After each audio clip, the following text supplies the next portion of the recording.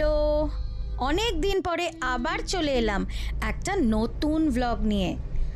আজকে মে মাসের 17 তারিখ, মানে 17th মে 2026।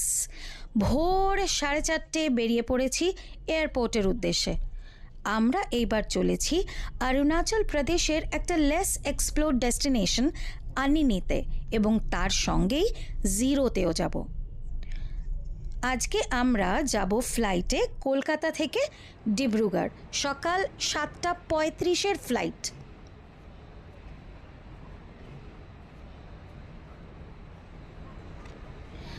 আমরা প্রথমে প্ল্যান করেছিলাম যে আমরা তিনজন আর আমার ছেলের ছোট্টবেলার, মানে সেই নার্সারি বেলার বন্ধুর ফ্যামিলির একসঙ্গে যাওয়ার। আগে তো আমরা ছিলাম 6জন, কিন্তু এখন আমরা একটা বড় গ্রুপ হয়ে গেছি, যেখানে আমরা মোট 15 জন আছি, সবাই বন্ধু বান্ধব। আর তাই আশা করছি অনেক এনজয় করব, অনেকটাই। আর আপনাদের সাথে প্রতিটা আনন্দ আর অভিজ্ঞতা ভাগ করে নেব। আজকে আমাদের জার্নি ডে 1। আজকে আমরা প্রথমে ফ্লাইটে চড়ে গিয়ে নামবো ডিব্রুগড়ে, আর ওখান থেকে গাড়ি বুক করে রেখেছি পরবর্তী জার্নির জন্য।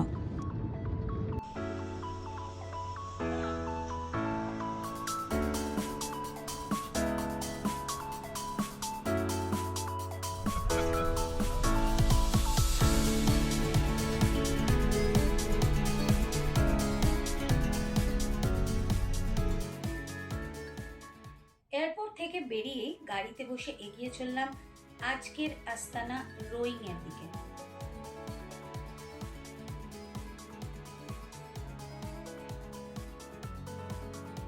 ফ্লাইট থেকে নামার পর স্টক বৃষ্টি হয়েই চলেছে, তাতে আসামের চা বাগানগুলো যেন আরো সুন্দর লাগছে দেখতে।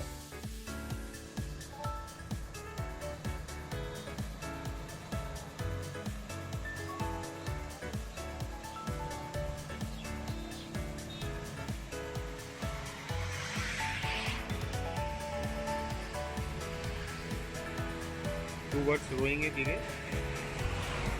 ঝিরঝির বৃষ্টি পড়ছে। ডিব্রুগড় টু রোয়িং এর মাঝখানে একটা জায়গায় আমরা দাঁড়িয়েছি।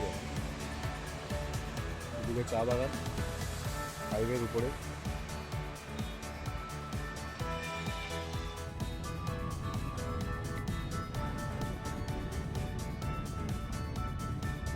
ডিব্রুগড় থেকে রোয়িং এর দূরত্ব অ্যারাউন্ড 161 কিলোমিটার, আর গুগল বলছে সময়ও লাগবে ওই 3 ঘন্টা 4 মিনিটের মতো।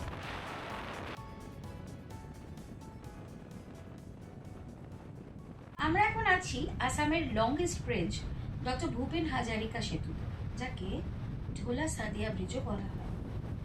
এই ব্রিজের একদিকে তিনসুকিয়ার ঝোলা আর অন্যদিকে অরুণাচলের সাদিয়া আছে। লোহিত নদীর উপরে এই ব্রিজের লেন্থ অ্যারাউন্ড 9.15 কিলোমিটার্স।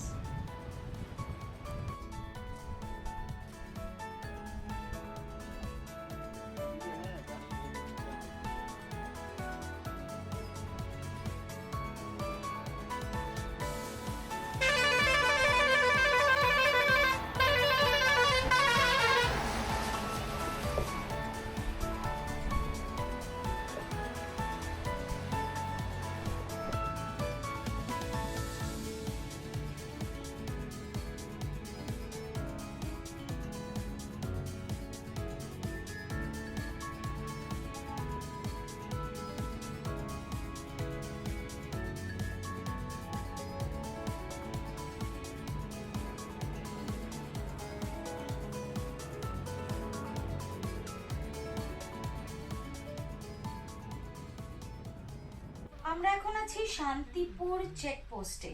এখানে আমাদেরকে আইএলপি বানাতে হবে, মানে ইনার লাইন পারমিট। টাইম লাগবে, তাই একটু বাজারটা ঘুরে দেখে নিলাম। নানান রকম টুপি, সবজিপাতি, লেবু ভীষণ ভালো এখানে, আর ভূত জলকিয়া, আর প্রচুর প্লাস্টিকের জিনিসপত্র দেখলাম। কিছু কেনাকাটিও করলো আমাদের সঙ্গীরা। যাই হোক, per head ILP cost around 100, আর আমরা টোটাল 15 জন, ড্রাইভারদের নিয়ে 18 জন, তাই 1800 পে করে বেরোলাম রোয়িংয়ের উদ্দেশ্যে।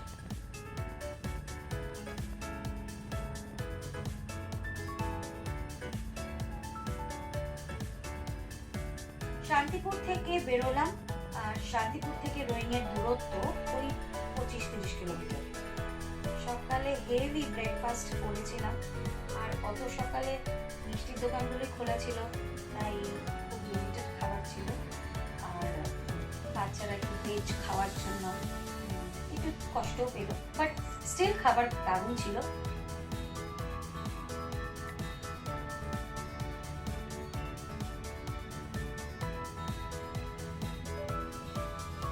চলেন, কেমন লাগছে এখন অবধি?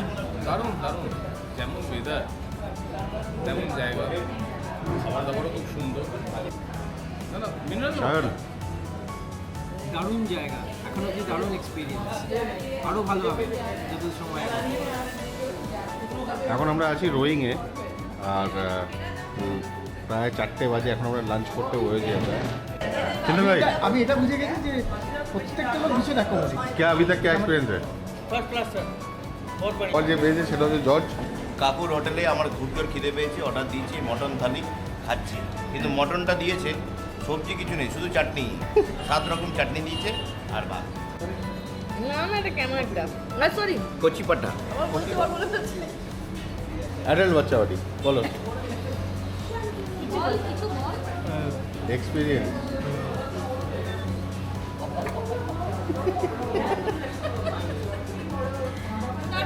এখনো পর্যন্ত হ্যাঁ, এখনো পর্যন্ত দাঁড়িয়ে, আগে আগে বলবো বাকিটা।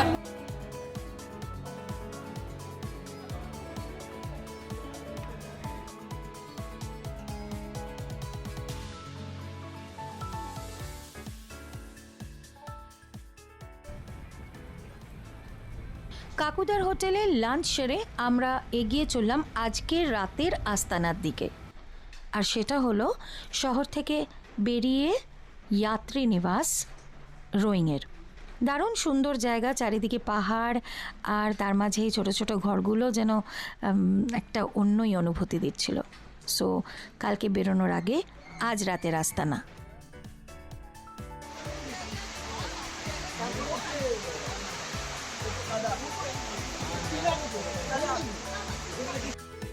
He is my Joy Babu, my ex-friend,